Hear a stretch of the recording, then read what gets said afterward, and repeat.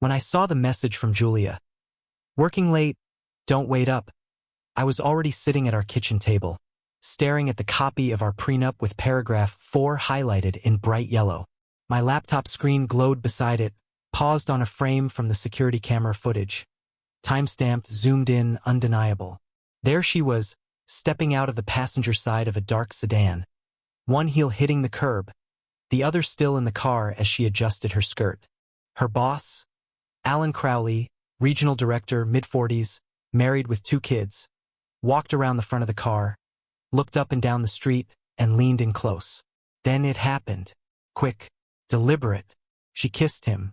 Not some cheek peck you'd pass off as European politeness. This was real. Familiar. Short enough to deny but long enough to say too much.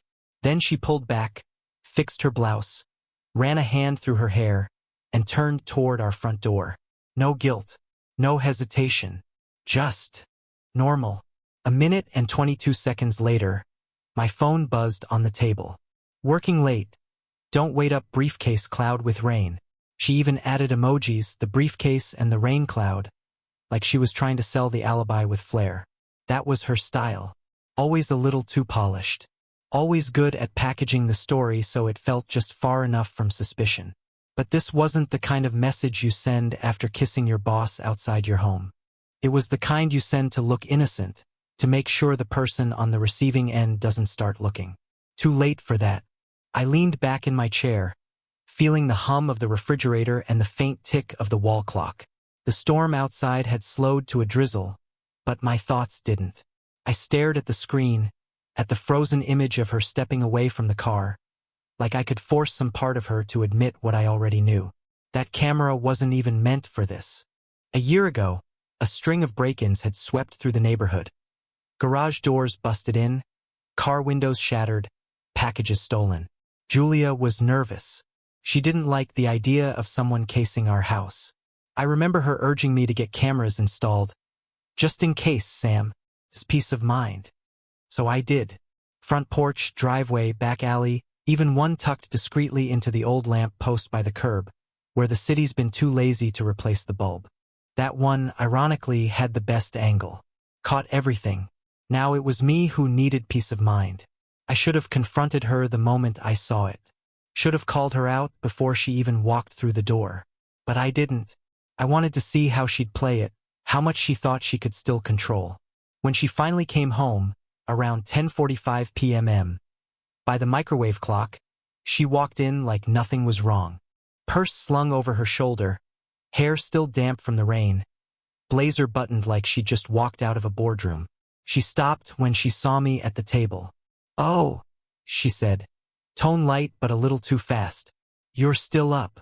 She wasn't expecting that. I looked at her but didn't say a word.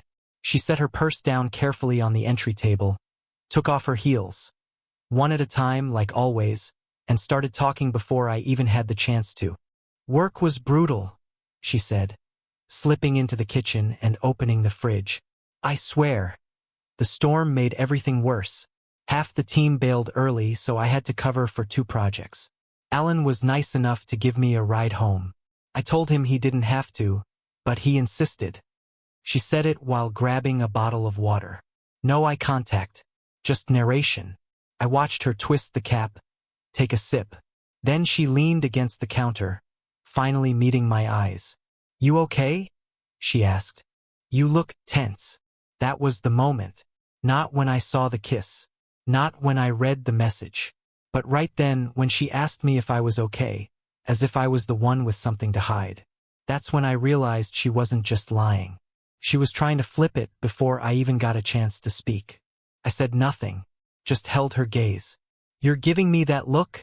she said, letting out a forced laugh. "What? You think something happened? Sam, come on." Still, I didn't speak. I just tilted my head slightly, studying her. The way her fingers fidgeted with the cap, the way her left foot tapped lightly against the tile floor, barely audible but rhythmic. Nervous energy. Then she went on the offensive. "I know how those cameras are," she said. "Sometimes the angles make things look off. You probably saw me getting out of Alan's car and thought something weird was happening. But seriously, he just gave me a ride. That's it. There it was. Damage control. I didn't even have to ask a question. She'd already built the defense. No one else was around, and with the storm it just made sense. She continued. Do you really think I'd do something shady right in front of our house? In full view of a camera? That's ridiculous, Sam. Her tone tried to stay firm, but there was a quiver underneath. Not a breakdown, not yet, but the fear was there. Fear that I'd seen something, that I knew. She stepped forward, placing the water bottle on the table between us. I get it, she said. You're tired. You probably had a long day, and now your mind's spinning. But seriously, don't let it. There's nothing to worry about. I still hadn't spoken. Finally, she sighed and ran both hands through her hair. Sam, come on. Say something. I looked at her for a long moment. Then I stood up. She flinched slightly, maybe from surprise, maybe from guilt. I walked past her slowly, heading toward the hallway. But just before I reached the corner, I stopped and said quietly, almost too quiet to hear, You didn't even ask what I saw. She froze. I didn't look back, just kept walking. It's strange how, once you spot the first crack, the whole wall starts to crumble. That night after Julia went to bed, or at least pretended to, I sat in the dark and started replaying the past few months in my head. Not the big events. Not the birthdays or vacations. The small things. The things I'd ignored. It started with a shade of lipstick.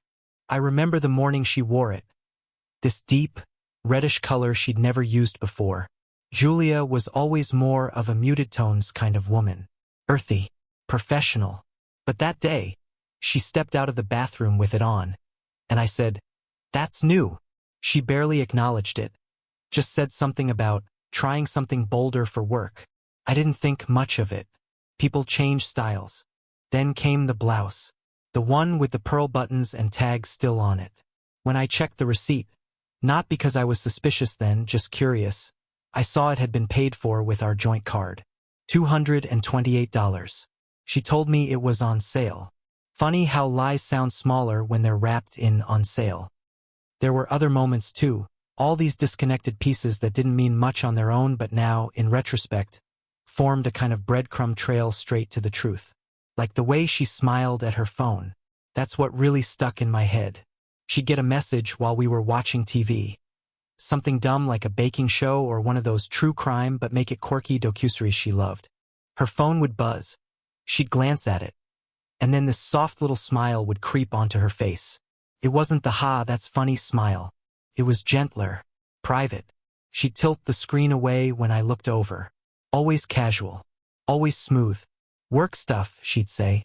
Boring. You don't want to see. Back then, I didn't want to see. That's the honest truth. When you trust someone, you learn to turn off the parts of your brain that whisper doubts. You learn to give space. That's what love is supposed to be, right? Not surveillance. Not suspicion. Just faith. But now I was watching my memory like it was evidence in a courtroom. She started working late more often too. It wasn't dramatic. Just enough to raise a flag I kept folding back down. Meeting ran long. Alan needed help with reports. There's a launch coming up. Always something. And when she came home from those late nights, she didn't come in looking exhausted. She looked finished. Like a polished version of herself had just been out living another life and now, here she was, slipping back into this one like an old pair of shoes. Her affection changed too. I'd reach for her hand on the couch, and she'd squeeze mine back, but with less warmth. Kisses were routine. Eye contact drifted. And when we had dinner, she'd ask me about my day, nod while I spoke, and then turn quiet. Disconnected. And I know what you're thinking. Marriages go through phases. People drift.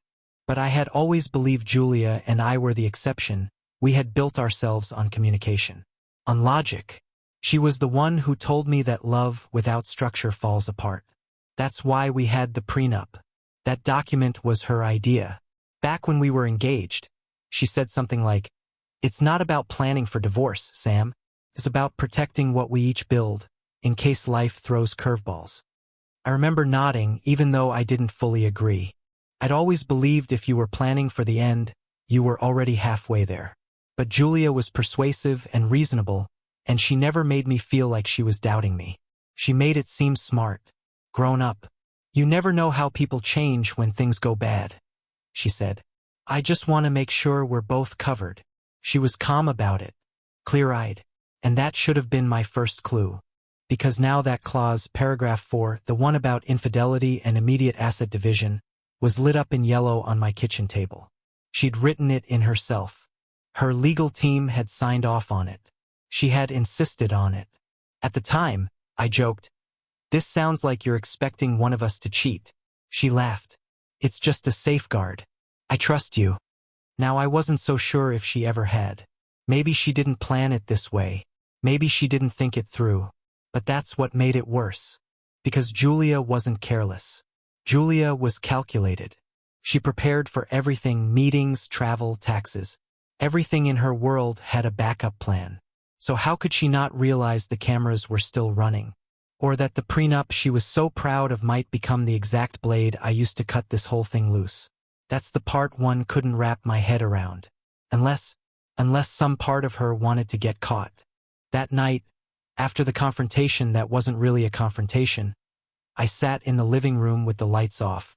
I didn't want to sleep. I didn't want to be in the same bed as her. And I didn't want to cry, though I could feel it pulling at the back of my throat like a tide. So I just sat. I kept thinking about her friends. How they'd changed lately too. Melissa used to text me funny reels. Rebecca used to chat with me during double dates. Lately, silence. Quick waves. Cold shoulders. Like they'd been told something or seen something and didn't want to get involved. And Julia never mentioned them anymore either. Not in passing. Not at all. All these pieces were floating in my head, and they finally started clicking together. I remembered seeing her close her laptop quickly one evening when I walked into the room. She claimed she was booking us tickets to see her family upstate. But she didn't bring it up again. No tickets ever showed up in our email.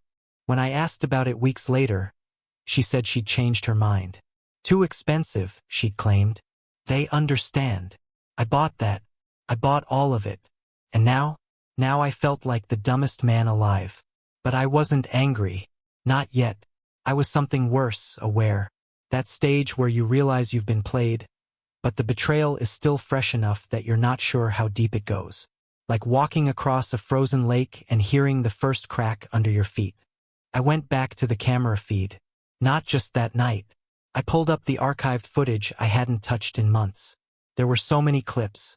Some empty, some routine. But I was looking now, really looking. Her boss's car had shown up more than once. Same time of night. Same subtle rituals. She'd step out, smooth her skirt, check her phone. He'd lean in, say something that made her laugh. And she'd walk toward our door like she was stepping onto a movie set. Every detail just right. And me? I was usually inside, or out late, or trusting her. That's when the weight of it all finally settled in my chest. She hadn't just cheated on me. She'd made me complicit in my own blindness. And that was a kind of betrayal I didn't know how to forgive. By the time the sun came up the next morning, I hadn't slept. I didn't even try. I just sat there, motionless, cycling through weeks of camera footage like I was watching someone else's life unfold. Someone naive, someone trusting, someone stupid. There's this moment, if you've ever caught someone lying to you, you'll know what I mean, where the pain stops stinging and something colder settles in. You stop asking why and you start asking how long. You stop looking for apologies and start looking for evidence. Not to win, not to fight, just to understand what the hell happened to the life you thought you had. For me, that moment came at 4:23 a.m. I was scrubbing through footage from last Thursday. A black sedan pulled up 2 blocks down from our driveway, just outside the camera's normal range. But the lamp post across the street had a line of sight that clipped the edge of that intersection, and if you knew what to look for, and I did now, you could make out 2 people in the car. First, nothing. Just idling. Then the passenger door opened, and Julia stepped out, barefoot. That's what hit me first. She pulled a pair of heels from her bag, set them down gently on the pavement, and slid them on before closing the door. She smoothed her skirt, adjusted her hair in the side mirror, then waited. 10 seconds later, the driver's side opened. Alan got out. No rush, no nerves. He walked around and didn't even glance toward the house. His entire focus was on her. They said something to each other, and she laughed. The kind of laugh I hadn't heard from her in weeks. And then he leaned in. He kissed her. Longer this time, and she didn't pull away. There was no hesitation, no uncertainty. They had done this before. Afterwards, she stepped back, touched her lips, smiled. Then she looked both ways. Left, right, like a teenager sneaking back into their parents' house after curfew. She didn't look up. Didn't see the lens in the streetlight above her, embedded in the old metal casing like it belonged there. The city never fixed that lamp. I did. And I guess in a way I fixed myself that night, too. Exactly 3 minutes after entering the house, she sent the message. Working late. Don't wait up. A lie delivered like a routine. I didn't feel rage. I didn't yell. I didn't throw anything or cry. I just closed the laptop slowly and stared at the wall. I don't know how long I sat there. Eventually, I opened a folder on my desktop labeled Home Security Archive. I created a new subfolder and named it simply Trigger. Inside, I dropped the footage. The original video, the timestamps, the still frames. Then I wrote a single-line message and attached the file. Subject: for review. Message: per the terms outlined in paragraph 4, please see attached. Then I sent it to my attorney. My hands didn't shake. My heart didn't race. It was like I'd stepped out of my own body and become someone else entirely. Someone deliberate, cold, precise. That man had a job to do now. When I finally stood, the light coming through the window was pale and indifferent. Julia was still upstairs, probably asleep. Maybe dreaming. Maybe thinking she got away with it. Maybe believing I'd bought her story from the night before. I didn't care what she thought. The next few hours moved in slow motion. I shaved, showered, got dressed, ate breakfast, all while watching the clock. I had a meeting with my lawyer at noon. We'd already spoken once before, months ago, about the prenup, not because I was worried, but because Julia had insisted on having everything crystal clear. She wanted to protect both of us, she said. Now that clause, the one she authored, was going to be the foundation of her undoing. At exactly 11:58, I walked into my attorney's office. His name was Greg Dandridge. Older guy, ex-military type. No fluff, no small talk. That's why I hired him. You ready for this? He asked. I nodded. He opened a manila folder, thumbed through some pages, then looked up. We're starting with the HR angle. Quiet. No accusations yet. We send them a formal letter requesting clarification on their policy regarding interoffice relationships involving supervisors. That opens the door. And the footage? I asked. Already cataloged and referenced. We won't send it unless they push back. But once they start reviewing their own logs, they'll connect the dots. You know how companies operate, risk management over loyalty. I nodded again. And the prenup? Greg actually smiled. Just a little. She signed her own trap, he said. Clause 4 is airtight. There's no ambiguity. Infidelity voids her access to shared property, support, and equity. You don't even need to prove consummation, just intent, contact, and deceit. I sat back in my chair and exhaled. You're sure? Greg folded his hands. Sam, she wrote it. You just signed. That afternoon, the letter went out. Not to Julia. To her employer. It was crafted carefully, no accusations, no moral high ground. Just a request for clarification regarding professional conduct. Alan Crowley's name was mentioned only once. The HR department at their firm was legally obligated to follow protocol. That meant one thing, an internal ethics investigation. Julia didn't know any of this yet, but she would.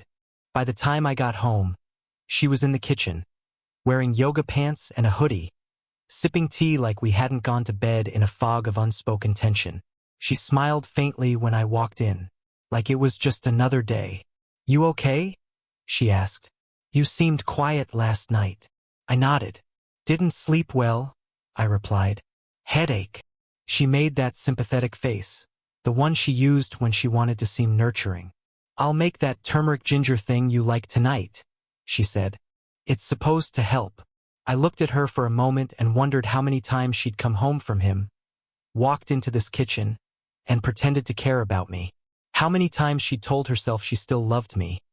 Because love, for people like Julia, was more about comfort than truth. I wanted to ask her. I wanted to say, when did I stop being enough?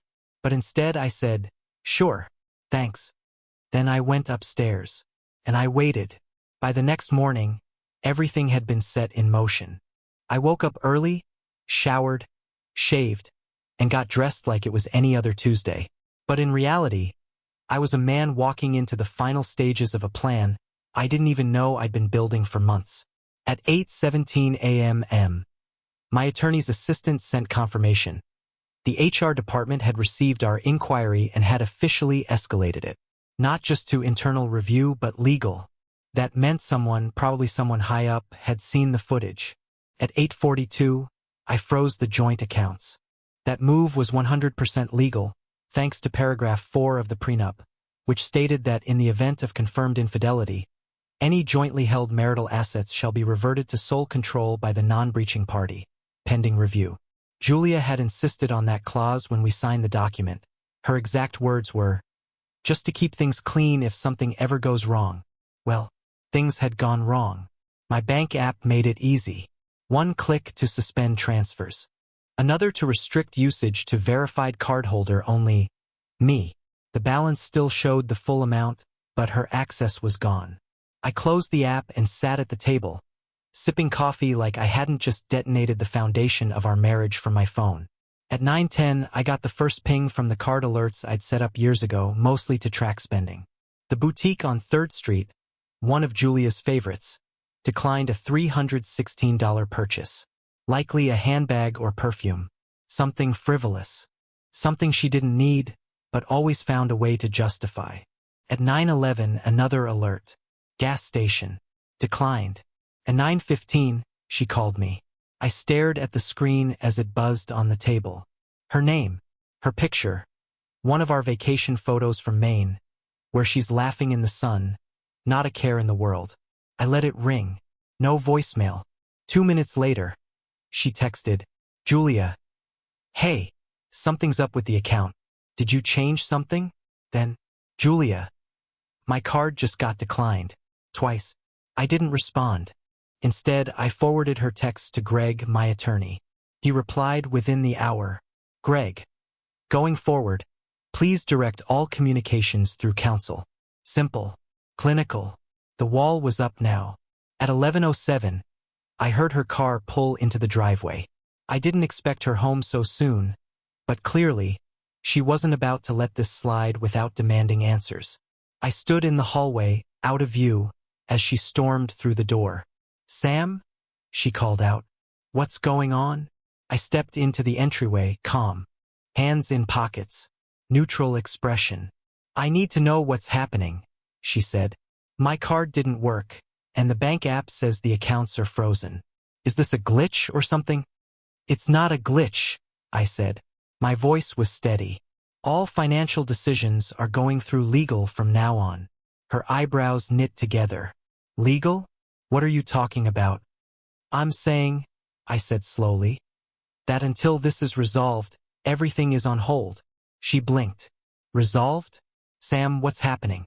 What did you do?" I tilted my head slightly. "What did you do?" She went quiet.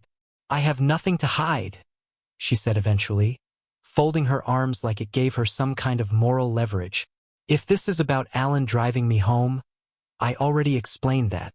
I'm not discussing this with you directly anymore," I said. "All communication will be through our attorneys." Her mouth opened and closed, like she wanted to yell but couldn't find the words. "You're being ridiculous," she snapped. "You're freezing our accounts? You're seriously going to lawyers over a misunderstanding?" I didn't say anything. "You think I cheated on you?"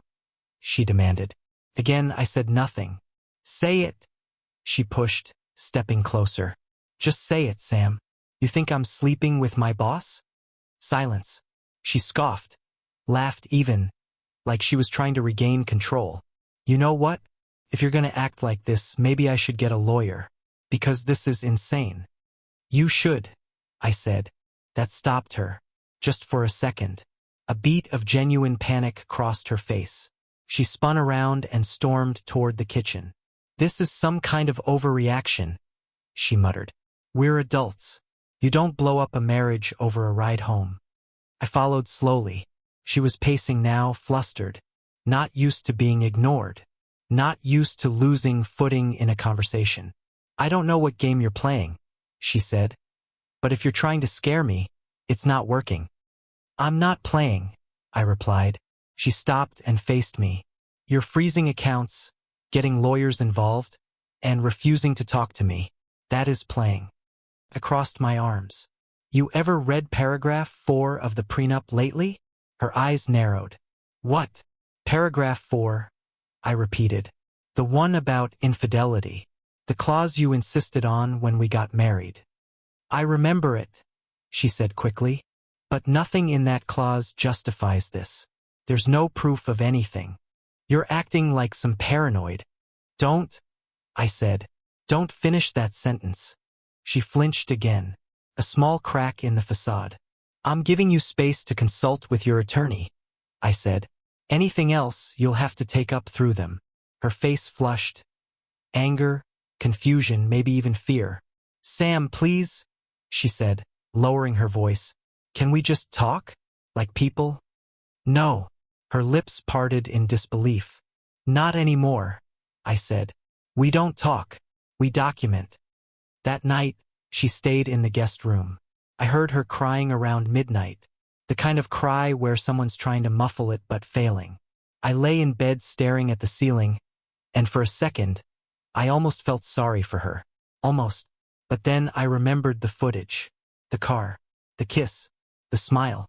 And suddenly, I was more at peace than I had been in months.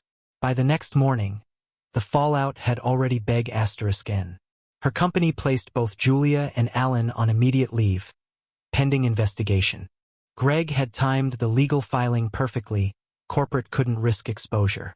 Even rumors of an affair involving a director could send things spiraling. I found out from a friend of mine who worked in compliance at the firm. It's bad, he told me. HR scrambling. Legal's livid. Apparently, someone forwarded them security footage? Anonymous email? I didn't respond, just nodded. That evening, Julia came home late. Her makeup was smudged, like she'd been wiping at her eyes all day. They suspended me, she said softly, standing in the doorway like a ghost. I said nothing. She waited, hoping maybe that I'd comfort her, that I'd soften. I didn't. After a minute of silence, she whispered, I don't know what to do. Start with your lawyer, I said. Then I turned and walked out of the room. It's hard to explain what silence actually sounds like. Real silence. Not the peaceful kind you get on a Sunday morning, but the kind that rings in your ears and lets you know something's been broken. That's the silence Julia walked into. It began the day after she was placed on leave. She came home early again, wearing sweatpants and an old hoodie, her office bag limp at her side like it had no more purpose. Her eyes were sunken, and her voice was thin when she spoke. They're doing an internal ethics review, she said, more to herself than to me. Alan and I are both suspended. It's temporary. They said it's procedural. I just nodded. She hovered in the doorway for a moment, like she wanted to sit, to explain something, anything. But when I didn't offer her a chair or sympathy, she walked upstairs in silence. And then it started. The slow but methodical collapse of her world. It wasn't loud. It didn't come with sirens or shouting. It came through notifications, missed calls, and the gradual realization that the version of herself she'd worked so hard to build was slipping through her fingers, and she couldn't stop it. The first thing she noticed was the group chat. It was a Saturday morning. I was in the living room reading. She walked in, phone in hand, blinking rapidly like someone trying to wake from a bad dream. They left the group, she said. I looked up. Melissa, Claire, even Becca. Her voice trembled. They all left the group chat. No message. Nothing. Just gone. I didn't say a word. She stood there, searching my face for a reaction. Do you think they know? I raised an eyebrow. What exactly would they know? She didn't answer. The next day, her Instagram took the hit. She'd always been low-key about social media, just enough to stay relevant, never enough to overshare. But her stories usually got dozens of reactions. Little heart emojis, laughs, quick comments. Her photos? Always a few hundred likes, minimum.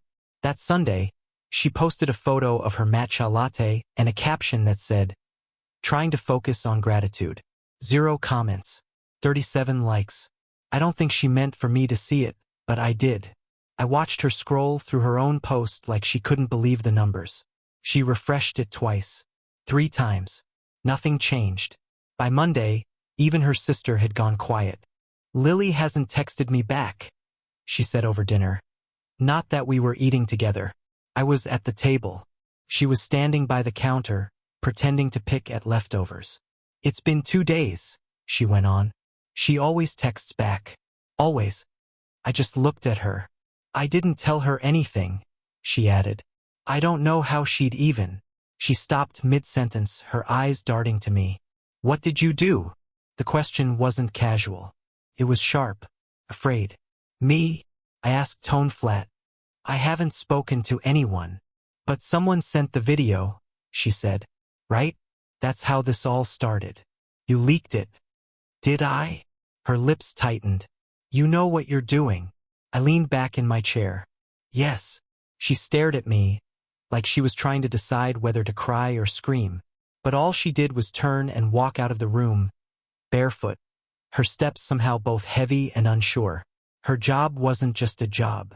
It was her identity, her armor, her currency in every room she walked into.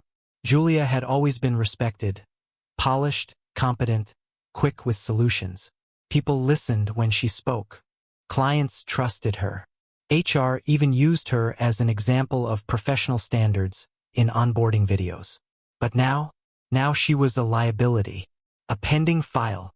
That Wednesday, she received a certified letter from the company.